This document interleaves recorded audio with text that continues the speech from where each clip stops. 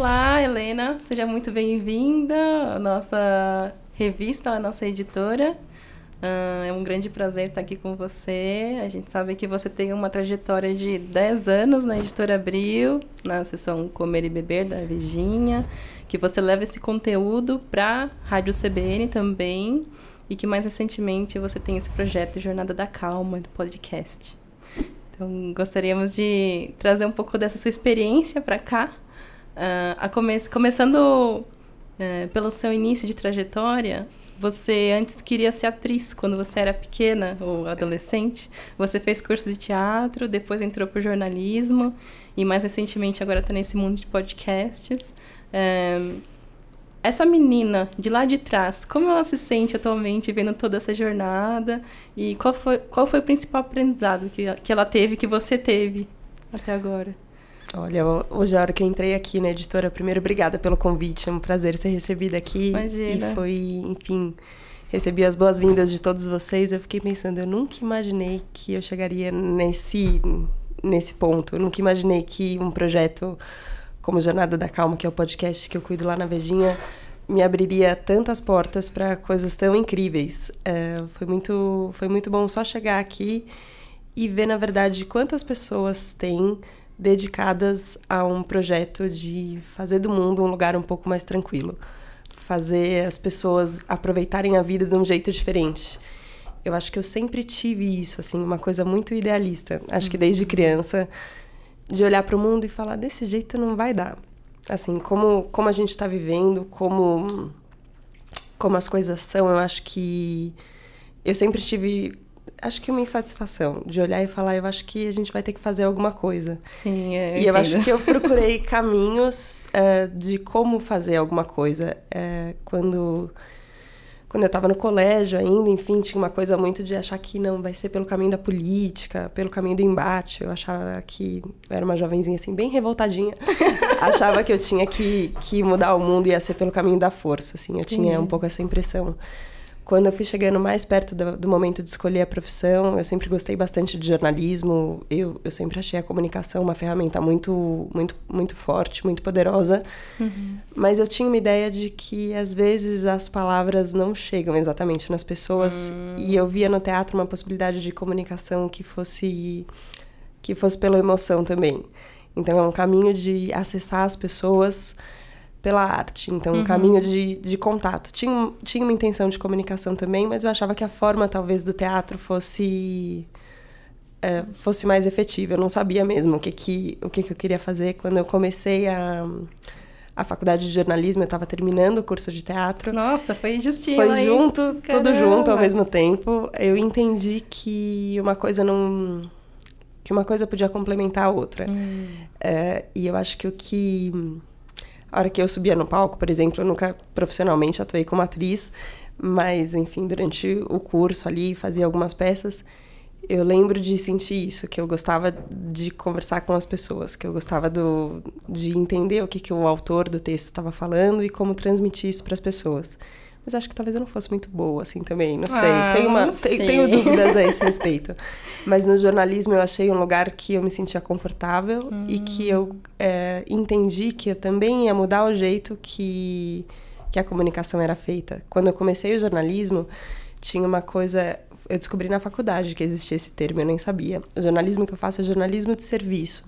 É um jornalismo que presta um serviço para o leitor. Sim. Então, quando eu entrei, eu fazia, assim, desde programas de rádio que você tinha que ouvir, tinha na época da Virgínia essa coluna, ou indicações de cursos, ou uma coisa assim, qual é o horário que o restaurante está aberto, quanto você vai pagar naquele prato, qual que é o horário de funcionamento daquele parque que você pode levar o seu filho. Sim, nossa, então, muito detalhe, né? É muito detalhe, e tem sempre um preciosismo ali, que uma informação errada pode estragar o programa de alguém, pode estragar o dia de alguém. Então, eu sempre tive, desde o começo, assim, um compromisso com a qualidade do serviço que estava sendo oferecido. Quando eu entrei no mundo da gastronomia, e é muito deslumbrante o mundo mesmo. Porque você tá... né? Tem o glamour, claro, que tem. As pessoas sempre imaginavam mais glamour até do que era na vida real. Entendi. Na vida real, quando você vai, de fato... provar muitos restaurantes, às vezes ir em 3 restaurantes no mesmo dia, talvez depois do segundo você já fale, eu queria ir para casa agora, mas eu tenho que ir em mais um, ok. Mas é um treino de isenção muito legal. Mas tem uma coisa que é um momento, quando a pessoa sai para comer, por exemplo, que é um momento que ela tá disposta, ou um pouco mais aberta, a desfrutar o que está acontecendo. Tem uma intenção. A gente vê um monte de gente, às vezes, no restaurante, que é isso, que a pessoa tá brigando, tá se desentendendo, tá preocupada no celular, ok. Podem acontecer muitas coisas no restaurante. Sim. Mas, a princípio, tem uma intenção de que aquele seja um momento prazeroso. Sim. E eu sempre achei muito legal prestar um serviço para esse momento. Só que teve um momento também, depois de 10 anos, eu acho que a gente vai amadurecendo um pouco as ideias. Eu comecei a perceber que eu precisava oferecer outra coisa. Eu sempre, durante o trabalho de crítica gastronômica, a gente visita os restaurantes sempre acompanhado. Porque a ideia é que você prove mais de um prato, para você, enfim, poder ter uma variedade ali de itens para sugerir para o leitor. Então, eu sempre ia acompanhada. E as pessoas sempre falavam assim, nossa, Helena, sai mais calma desse almoço, que legal nossa, conversar com você, E eu sempre me interessei muito isso, assim, pela pessoa com quem eu estava conversando, com quem que eu estava falando ali naquele momento. Sim. E aí eu comecei a perceber que, até pra gente desfrutar, que seja de uma refeição, de qualquer coisa, a gente tinha que entrar num lugar de relacionamento. Um lugar de uma mente um pouco mais tranquila, para poder ver o que está acontecendo e aproveitar o que está acontecendo. Focar no momento, né? Para poder até sentir o sabor da comida, enfim, sim, aproveitar. Sim, é engraçado, porque quando você começa a crítica gastronômica, você vai aprender o que é degustação, né? E degustação é comer com atenção. É quase meditativo aquilo. Mas eu acho muito legal isso, porque, de fato, se você está sem atenção, você não consegue aproveitar. Só que aí eu comecei a perceber isso, que talvez tinha um outro lugar ainda que eu poderia ajudar a trazer a pessoa, fazer um convite para a pessoa ficar mais presente.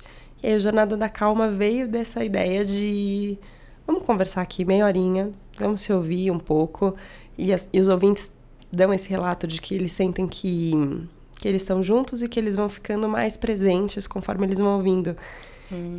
Então hoje eu sinto que todo o jornalismo de serviço que eu tinha vontade de fazer, toda a mudança do mundo, que lá atrás, quando eu era criança, eu falava, não, peraí, eu preciso fazer alguma coisa. Eu acho que foi um caminho que eu achei de falar, ok, isso daqui eu posso fazer. Tem uma coragem de exposição que durante o teatro eu trabalhei muito isso. A hora que você sobe no palco, você tá exposto ali. Sim, totalmente, nossa. Toda a sua vulnerabilidade tá à mostra. Tudo. E tem você ali. E as pessoas gostam de ver você. Independente de você tá nervoso, não tá nervoso, tem você ali. E é muito admirável alguém que se dispõe a só se mostrar ali. A falar, eu tô aqui e tá tudo bem. E no podcast tem muito isso, né? Aqui, como a gente tem uma entrevista, tem você conversando comigo. Não é só a entrevistada. Sim, que aparece, quem tá entrevistando também. Então, acho que foi o lugar onde tudo se alinhou, assim, mas foi sem planejamento, aconteceu só. Entendi. Foi a partir das experiências e testes e por exatamente. Aí, tá. E isso é muito bom, muito bom. Falando um pouco mais de transformação, como a gente já comentou antes da gente começar esse papo, a Editora Brasil Seco tem 55 anos, na verdade ela vai completar 55 anos agora em maio. E nesses 55 anos já foram feitas várias publicações, vários projetos, e o mais recente é o aplicativo que contém o podcast. E a gente está vivendo essa transição físico-digital com mais força agora. A gente sabe que a Abril também completa 70 anos esse ano, e que também já viveu essa transição e que você estava lá dentro, vivendo isso junto. Então a gente queria saber um pouco de como foi essa experiência para você, como que isso interferiu no seu fazer comunicação lá dentro. Eu acho que tem uma questão que nem é tanto da técnica, porque tem questões técnicas envolvidas, né? Na hora que a gente está trabalhando com revista, por exemplo, tem uma periodicidade, você tem um prazo de fechamento, e aí você fecha uma edição, depois você começa outra. A hora que a gente vai para a esfera digital, os prazos são diferentes. O tempo inteiro Sim. tem notícia, você pode ter uma atualização diária, momento a momento. Tem que ter a todo momento. Pode ser ao vivo. Coisa. Então tem uma questão técnica, particularidades ali que são muito diferentes. Mas o que eu senti que é mais ali numa camada um pouquinho mais profunda, tem uma questão de identidade que tem que mudar. A Vejinha, por exemplo, a gente sempre se viu como uma revista. A gente é uma revista. E aí hoje a gente está entendendo que a gente não é uma revista. A gente é também uma revista. Mas é uma marca. Então é uma produção de conteúdo que pode ser em diversos formatos. Então tem algumas coisas que funcionam de fato no papel e impresso faz uma diferença, porque a pessoa pega aquilo para ler, ela tem aquele momento com... Principalmente as gerações mais velhas, né? Sim. As gerações mais novas talvez não tenham essa relação com o papel que eu tenho, por exemplo. Mas a gente tem leitores que a gente sabe que o aproveitamento deles do conteúdo é muito melhor no papel. Sim, eu também. Tem algumas pessoas que, quanto mais direto forem, então talvez por uma rede social, uma coisa que chegue pelo Twitter, ou que ela veja num stories do Instagram, funcione muito bem. Ou ela vai ter um acesso àquela notícia mais rápido, para ela é mais importante.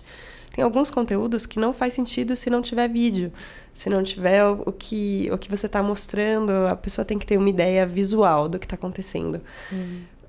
Para o tema de bem-estar e de felicidade que a gente acaba tratando ali na revista, enfim, a editoria que eu cuido tem a coluna Tal Felicidade, que é sempre na última página da revista, que é uma entrevista que eu faço com a pessoa e transformo num texto, ou é um artigo que a pessoa escreve, eu edito e, enfim, vira a coluna. E no podcast, no Jornada da Calma, eu percebo que a gente atinge as pessoas de forma muito diferente. Eu sinto que a voz ajuda muito a pessoa a entrar em contato com esse tipo de conteúdo. Então, estou muito feliz de saber que vocês estão fazendo essa transição agora para o aplicativo, porque eu acho importante, porque, de fato, acho que tem a ver com o jeito como a gente funciona mesmo. A hora que a gente coloca um foninho ali e está escutando, parece que entra na nossa cabeça mais fácil, tá mais perto. Então, acho que essa questão da identidade é o mais difícil. Porque a técnica a gente vai se aprimorando. Sim, dá pra aprender, né? Dá pra aprender a técnica e outras coisas mudam também. A gente não sabe daqui 5 anos em que formato que a gente vai estar fazendo. Só que acho que tem uma liberdade mental de entender e falar, ok, eu quero produzir esse conteúdo e eu quero entregar esse conteúdo para as pessoas. É isso que eu vim fazer. Então, como eu posso fazer? Daqui a pouco vai ter uma outra rede social que a gente vai ter que fazer, vai ter um outro... Não sei como é que vai ser, mas a gente tendo a clareza do que a gente quer entregar, qual que é o conteúdo que a gente quer entregar e quem são as pessoas, por que a gente está fazendo isso por essas pessoas, aí a coisa chega. É verdade. Não, isso é um dos pontos fortes assim, da editora para CC, que da revista Terceira Civilização também, que é o porquê a gente faz isso, né? Que o nosso fundador, Dr. Daisaku Ikeda, ele tem uma missão de levar diálogo em prol da paz para o mundo. Então, ele começou lá no Japão, aí depois ele foi pro Havaí, para os Estados Unidos, para o Brasil. Então, lá na década de 60 ele já começou a promover esses intercâmbios culturais. E também, durante a vida dele, ele promoveu diálogos com grandes pensadores, o Arnold Toynbee, historiador, o Linus Pauling, químico, então diversas áreas aí. E a nossa missão aqui é trazer isso para o papel, agora para o aplicativo, para o podcast. É uma missão bem grandiosa, mas a gente nunca pode perder o foco de para quem a gente está fazendo isso. Que, na verdade, é para todas as pessoas que querem também que querem também enriquecer a vida com esse ensinamento, com esses diálogos, a se abrir um pouco ao diferente, ao aprendizado. Acho que é uma palavra que hoje está muito na moda, né? As pessoas estão falando muito propósito e às vezes até as palavras se esvaziam, né? De tanta gente repetir sem pensar muito nelas. Mas todos os projetos que eu vejo que são duradouros ou que... eu acho até complicado que a gente vive num mundo que mede sucesso por números ou por audiência ou por alguma coisa. E eu tenho entendido que essa não é a medida de sucesso. A medida de sucesso é o quanto isso impacta de fato na vida da pessoa. O quanto muda a vida de uma pessoa. Com certeza. E eu acho que o que vocês têm, que é uma clareza muito grande de missão, de propósito, é o que garante que o sucesso pensando nisso, no sucesso como uma possibilidade de mudança efetiva na vida de alguém aconteça. Sim, sim. E a gente sempre foca numa pessoa. O fundador, Dr. Ikeda, ele sempre fala, vamos focar na pessoa que está à nossa frente. Então, não é número, é qualidade. Então, isso faz total diferença. Também acho. Concordamos, então.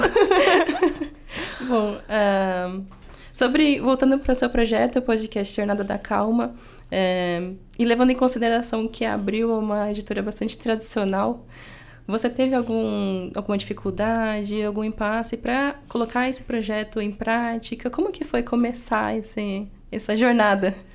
Olha, tem questões, né? Abril é uma empresa muito grande, tem muitos setores, muitas pessoas envolvidas. Quando eu tive a ideia do podcast, e foi numa reunião que eu estava sugerindo outros projetos, olha aí, junto com um projeto todo em torno do tema felicidade. E eu falei, eu acho que a gente devia fazer um podcast, mas eu não queria colocar felicidade, porque eu acho que o nome, talvez a pessoa não entre em contato tanto com o que é. Acho que podia ser um tema específico, alguma coisa tipo Jornada da Calma. Olha aí, e veio. Sem brincadeira, foi um nome absolutamente inspirado, assim. A hora que eu ouvi, eu falei, gente, é bom esse nome, né? Acho que eu tenho que fazer alguma coisa com isso. E, enfim, aí tinha ali um projeto que, por questões de... Enfim, não é só a burocracia. Eu acho que tem como funciona a empresa também. Claro. Tem um tempo, uma demanda, como as coisas acontecem. E isso ficou parado por um tempo, até que teve um dia que eu falei, por que eu não tiro só do papel? A gente estava fazendo uma matéria de capa na Vejinha sobre podcasts. 2019 foi o ano do podcast. Sim.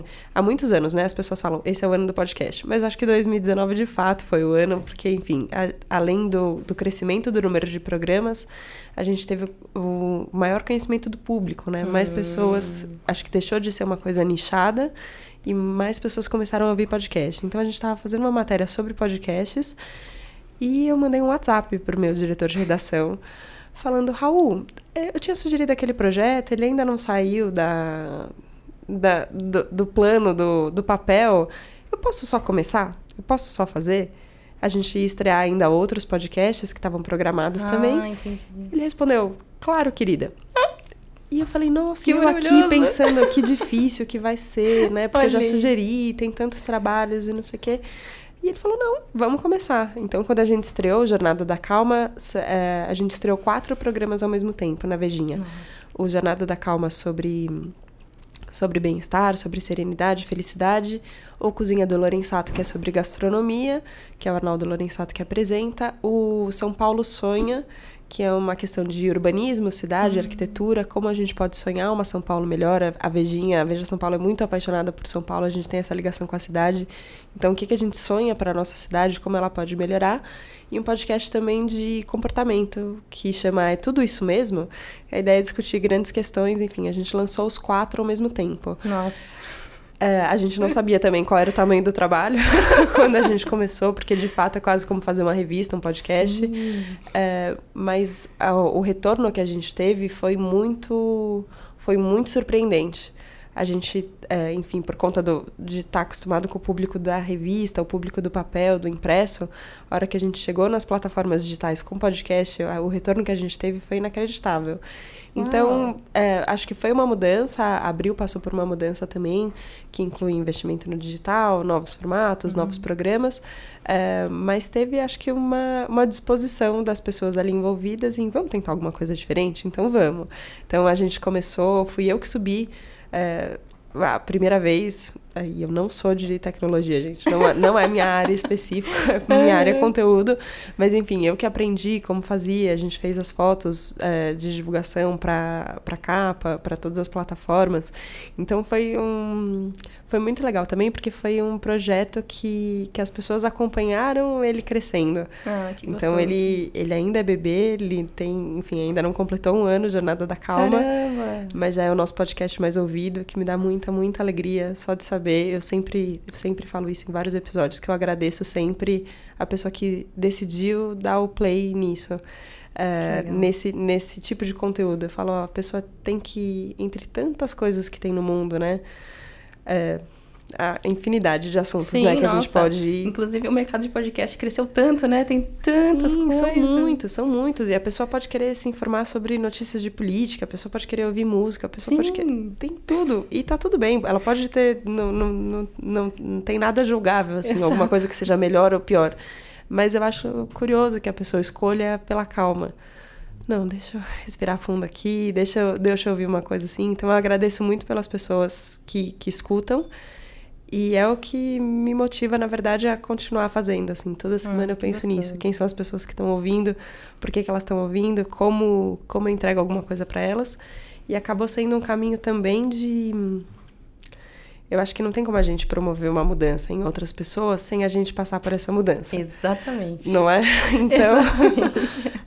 acaba que o Jornada da Calma também faz parte da minha jornada de autoconhecimento, do meu processo de clareamento de intenção. O que eu vim fazer no mundo? O que eu tô fazendo aqui, que sabe? legal. Isso dá pra sentir, assim. Pelo menos eu venho acompanhando a jornada já faz um tempinho. Foi um dos motivos pelos quais a gente chamou aqui, além da sua palestra no Pixel Show.